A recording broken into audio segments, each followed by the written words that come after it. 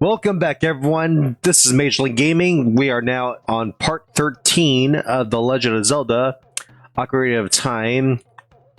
And of course, as you know by now, this is actually my major guide of the series, where I basically do my own walkthrough of the game itself.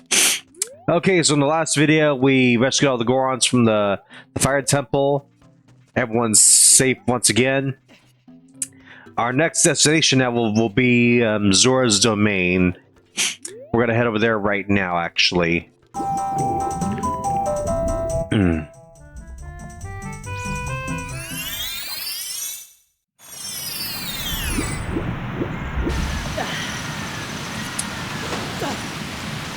So, as you already know by now, Zora's Domain has been totally frozen up thanks to Ganondorf's evil powers.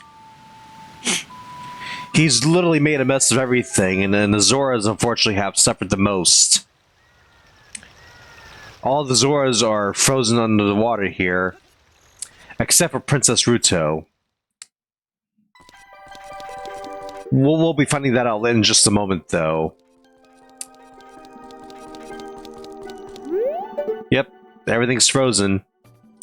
We can't do anything about this, unfortunately. We just have to let it be. Anyway, we're gonna go up here.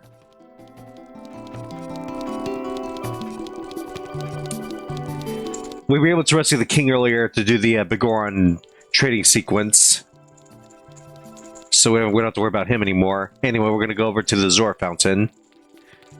Before we head to our next area, though, there are a couple things I do need to get. Basically a heart piece that I can get right now. And as you can also see, here in Zora's Fountain, Jabu Jabu isn't around anymore. I can't really say for sure what really happened to Jabu Jabu, but the poor fish himself has definitely suffered a terrible fate. Part of the Majora's Mask pun there, but seriously though, I know Jabu Jabu was the one responsible for eating Princess Ruto to begin with, but Jabu Jabu is really a good guy. He didn't really deserve to die the way he got killed by Ganondorf. I'm pretty sure Ganondorf killed him in a way that really messes up everything here. Okay, so this is our next destination right now. We're heading into the Ice Cavern. The reason why is because there is an important item that we need to access the Water Temple. Anyway, I'm going to create my return point over here, just to make things a little easier for myself. I'm going to head through the cave. Now, these...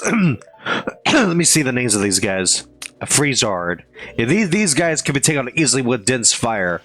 All you have to do is get to the center, use Din's Fire, take them out in one fell swoop.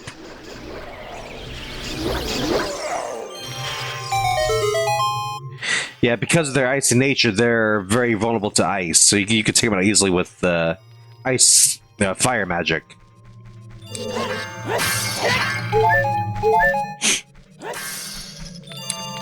I honestly do find this mini dungeon rather annoying.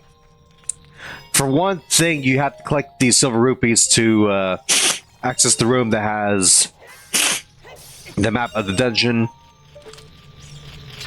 The Skulltulas are not a big deal. I can take out the Skulltulas easily. Of course, you want to make sure you get all the Skulltulas everywhere you go. I'm going to focus on getting the map of the dungeon first, so let me go ahead and gather these silver rupees. Whoops. Let me see if I can rewind that real quick. There we go.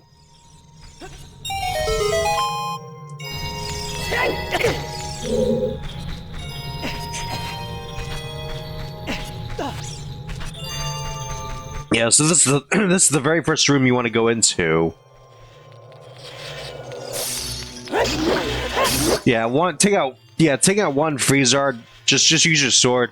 If there's multiple of them, use Din's Fire. It's a lot easier this way. Anyway, let's go over here and take them out first.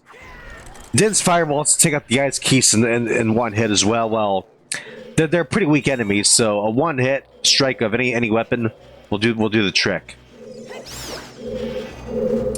Ice Keys are really nasty, so be careful. If they touch you, you'll be frozen for quite a bit.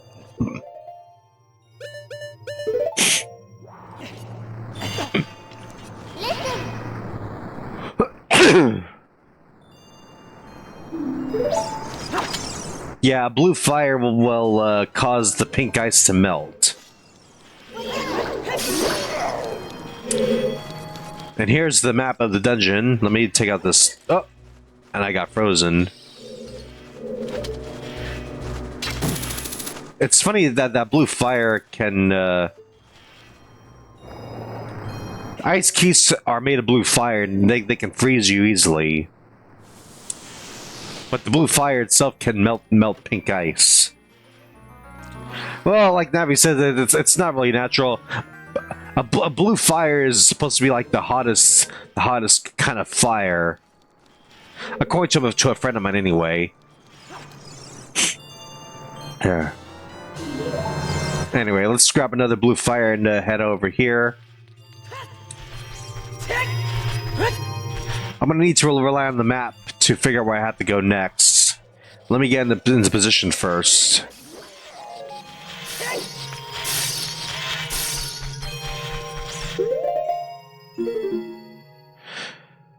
Okay, so from this room over here, we're gonna go to the left. This is where the compass is supposed to be. Always make sure you get the compass in the map of every dungeon you go to, even if it's like a miniature dungeon. Anyway. There's also a heart piece in this area, and a skull as well. Let's take him out first.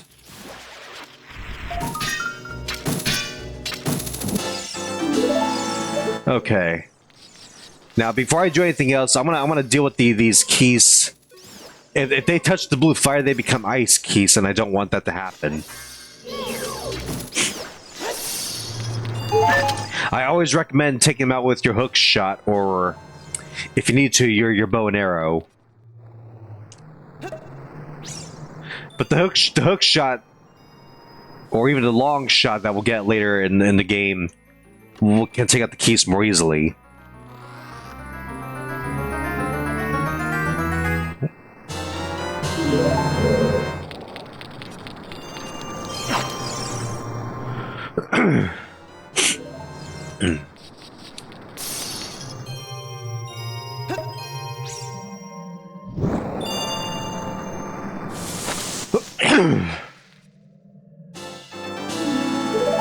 Okay, excellent. We got 2 heart pieces so far.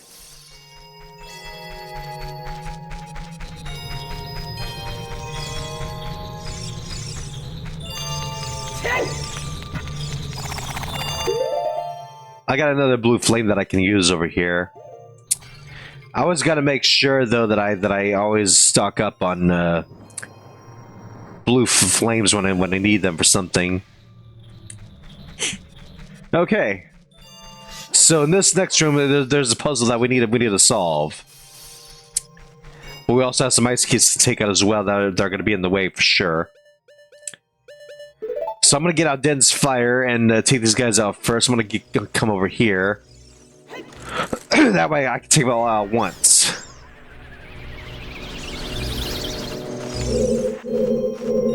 Okay, well I missed one, but that's okay. Let me rewind that, actually. I'm just going to use Den's fire to take it out just for the fun of it.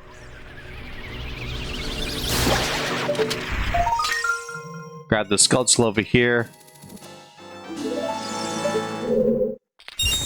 Okay, so this is going to be a puzzle that we have to solve to get all the silver rupees.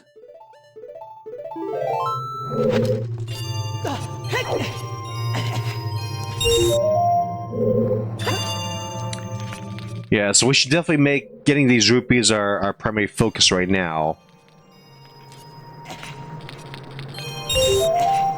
You definitely want to use the ice platform to obtain a majority of these. There are some red rupees that you can get using the Song of Time, but it's not really necessary though.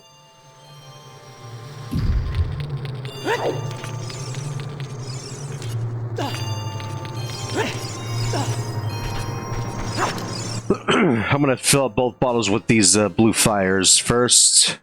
There we go.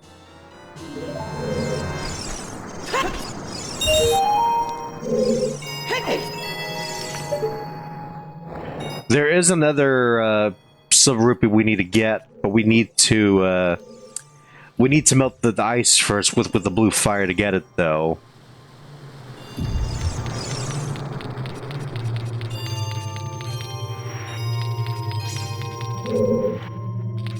Okay, right, this is... Okay, we have to... Yeah, we may need to push it down a hole to reset its position where it was initially.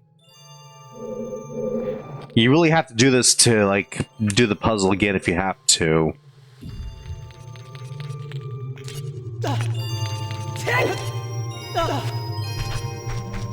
Let's go and grab this rupee and move on.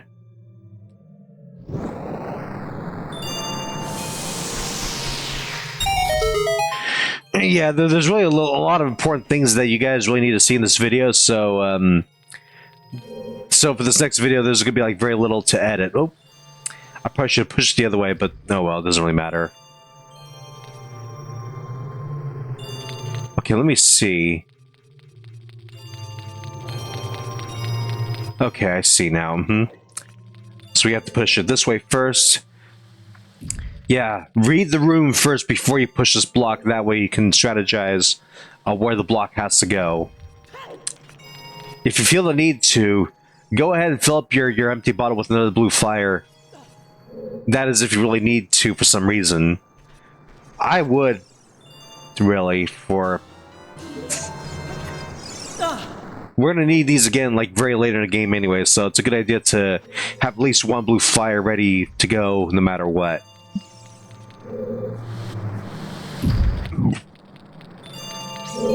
And don't worry about spending rupees if you have to. I mean, if you need to buy items like arrows from a shop or even bombs, you know, go for it. You know, do what you gotta do. You know, the shops in the game exist for a reason.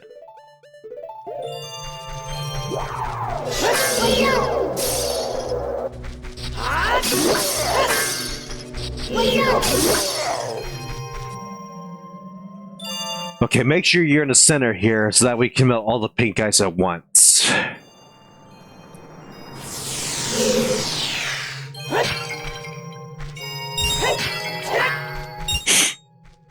Okay.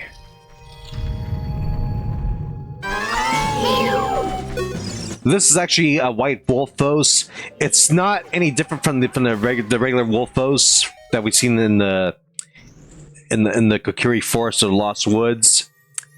All you have to do is just wait for them to attack, strike it at the tail, and then they're out in one hit.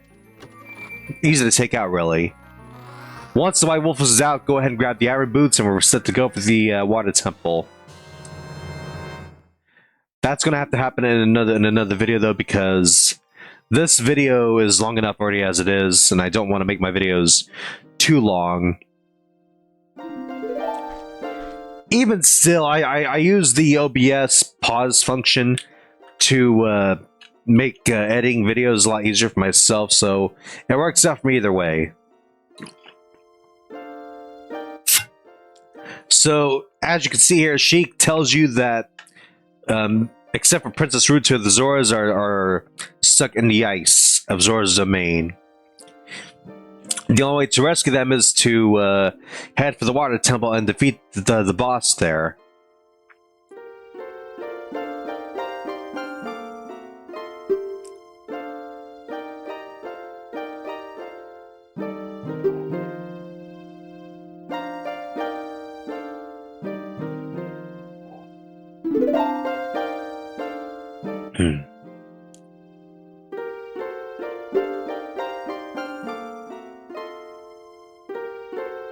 young level become deep affection.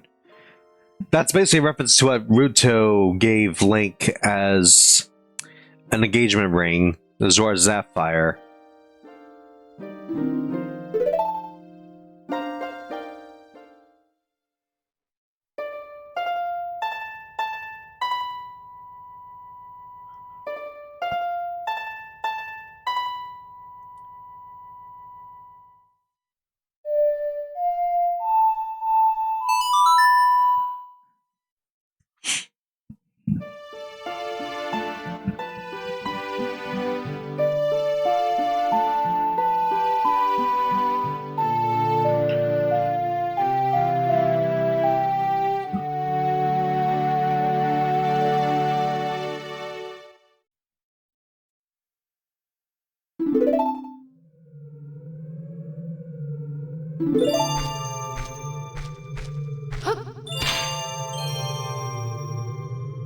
Okay.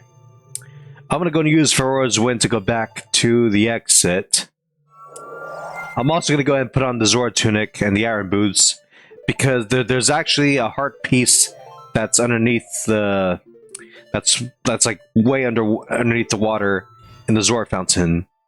Let's go ahead and do that right now.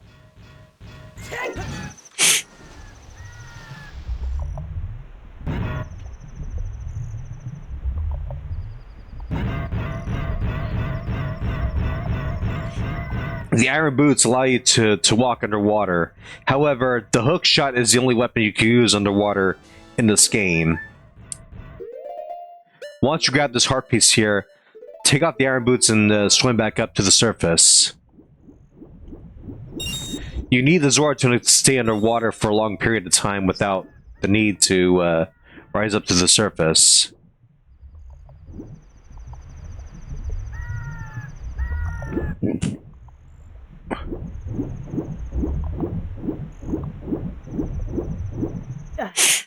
Okay, once that's done, we're gonna head out. We're gonna head out over to Lake Hylia.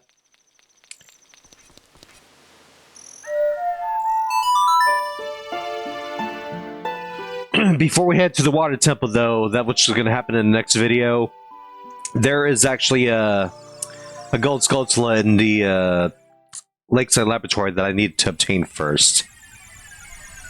So let's go ahead and do that before we do anything else. Okay, so the way to get the gold Skulltula in the Lakeside Laboratory, you basically need to put on the Iron Boots and roll into a crate to reveal it.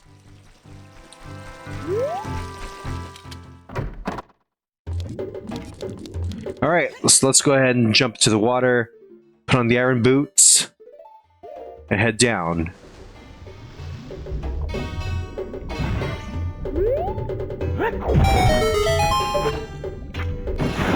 Alright, take out the Skulltula and the token's yours to obtain. Excellent, okay. Yeah, so anyway, that's going to be it for this video, guys. So in the next video, I'll be taking on the Water Temple with you. So until then, this is Major League Gaming. Logging out for now. I'll see you guys in the next video. Thank you.